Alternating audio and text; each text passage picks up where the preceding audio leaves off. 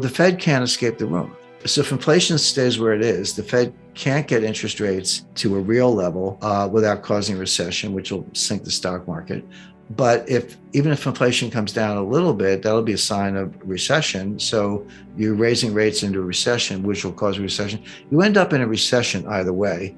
It's just a question of whether the Fed persists or throws in the towel. Now, we've seen this movie before. What's going on is an exact replay of what happened between 2013 and 2019. May 2013, Bernanke announces the taper. Expectation is they're going to start the taper in September. He chickens out. They start the taper in November 2013. They finish the taper in November 2014.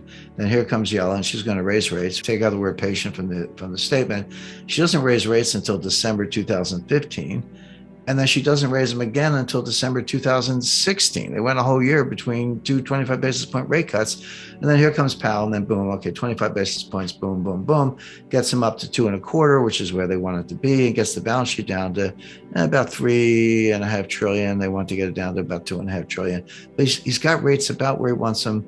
He's got the balance sheet on its way down, and he's normalizing. And what happens? The stock market crashes 20% between October 1st, 2018 and December 24th, 2018. That was the famous Christmas Eve massacre where the stock market fell 3% in one day. But the Fed's still tightening. The Fed tightened like a week before the Christmas Eve massacre. They tightened into the weakness. They were getting very close to crashing the stock market. They took it down 20% in 3 months, getting close to crashing it. So what happens next? First week of January, Powell comes out, okay, we're not going to raise interest rates anymore. We're going to be patient. They use all these code words. We're going to be patient. Then he starts cutting rates. Then he starts QE, I forget if it was 8 or 9, whatever, lost track of QE. He starts QE 8, let's say. And then that takes you into 2020, and here comes the pandemic, and rates go down to 0, and the balance sheet goes to $7 trillion. They were back where they were in May of 2013. Except worse, because now the balance sheet was even bigger than it was then. A complete failure. So who thinks they're going to be more successful this time? They're doing the same thing. It's going to happen faster this time because the market saw that whole 7-year fiasco from May to 2013 to May 2020, a 7-year round trip failure. The same thing's going to happen, but it's going to happen faster this time because the market knows that the Fed doesn't know what they're doing. So the Fed's tightening into weakness. One of two things is going to happen. And it's not clear which, but it's going to be one or the other. They're going to keep tightening and keep tightening and keep tightening, try to get a handle on inflation and crash the stock market. Or they're going to lose their nerve, back off on the tightening, and then inflation is just going to rip, which will also crash the stock market. So take your pick, but it's going to be one or the other. But this idea of a soft landing is nonsense. The 2021 thesis was that, inflation grew. Part of it was base effects because, the way the government calculates inflation, it's monthly data compared to the year before. So it's year over year, monthly, then annualized. And so one could easily explain inflation in April, May, June 2021 because you were comparing it to 2020, which was the worst recession since 1946.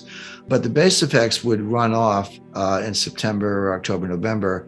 But the inflation persisted, even though the base effects were gone. So now it's like, okay, this is real inflation. It's coming from somewhere else. It was coming from the supply chain, which the Fed can't do anything about either because the Fed doesn't drill for oil, they don't build pipelines, and they don't grow wheat. The Fed can't do anything about any of those things. And that's where the war and the sanctions and the continuation of COVID played a role. So, I say you can have your own views, but you can't have your own data. The data is clear. The inflation is here. The supply chains are getting worse. But these supply chain disruptions didn't start with the war. They didn't even start with the pandemic. They started with Trump's trade war beginning in 2018. I found a very good book on that written by Lorianne LaRocco. And what's interesting about her book is that she finished it in late 2019. So it's almost like a controlled experiment. It was pre-pandemic. It's easy to say that the pandemic disrupted the supply chain, which it did, and the war disrupted the supply chain, which it did. But here we have a very rigorous study of what was happening to supply chains before either one. And the answer is they were a mess. They were a mess back then because of tariffs on China and China redirecting soybean purchase orders from the United States to Brazil. That sounds easy because Brazil grows soybeans. Well, guess what? You got to get the ships to Brazilian ports. You got to rearrange all the logistics lanes. That was happening already. Pandemic made it worse, and now the war makes it even worse than that. Yeah, the world is breaking up. We're decoupling. Globalization is over. There'll be a new form of it. It's not the end of world trade, but you're going to see, maybe the Five Eyes, UK, US, Canada, Australia, New Zealand, and friends in Western Europe form a new trading bloc, but exclude China and Russia. It'll be a little bit more like the Cold War. I talked to Paul Volcker about this, but here's what happened in the 70s. Now, it started as cost push inflation. It was the Arab oil embargo in 1973, after the 1973 war, the Israel-Arab war. Then the Arabs threw the embargo on us. The price of oil quadrupled. It went from $3 a barrel to $12 a barrel. It sounds cheap, but that's a 300% increase. And then we had a severe stock market crash and recession in 1974, which at the time was the worst since the Great Depression. We've had worse ones since, but at the time, that was the worst recession since the Great Depression. Then we come out of that, and along comes the Fed, and we went off the gold standard. Nixon had an easy monetary policy in 72. It was a little earlier for his reelection effort, et cetera. So here comes the inflation. But what happened along the way, and then you had another Arab oil, actually an Iranian oil embargo in 1979 after the Ayatollah took over. So there were double oil shocks. That was supply-driven cost push inflation.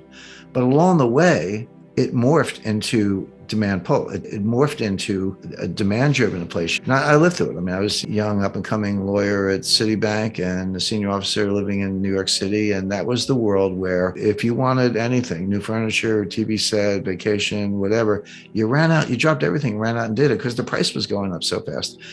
So that's instructive in two ways. Number one, it shows that the Fed's always behind the curve. It shows that these things can persist a lot longer than people expect. But in my view, most importantly, because I think things are going to happen more quickly now, it shows inflation morphing from cost push to demand pull, morphing from something on the supply side to a psychological shift on the consumer side. And Volcker crushed it, but at a huge cost. Unemployment was about 11%. He took interest rates to 20%. How does that feel? Mortgagors and student loan holders and others, 20%. You talk about 40% on credit cards in that world. And people forget, well, doesn't inflation, don't you have high growth or whatever, at least, or low unemployment? No, we had stagflation. We had inflation and high unemployment. There were 3 recessions between 1974 and 1982. We had 3, 1974, 1980, and 1981, which lasted until 1982. And by the way, people lost confidence in the dollar. In the late 70s, Jimmy Carter's Treasury issued what they call Carter bonds. The U.S. Treasury issued debt in Swiss francs. Now, it was Treasury debt. You had the Treasury credit, but it was denominated in Swiss francs because nobody wanted dollars. That's how bad things were.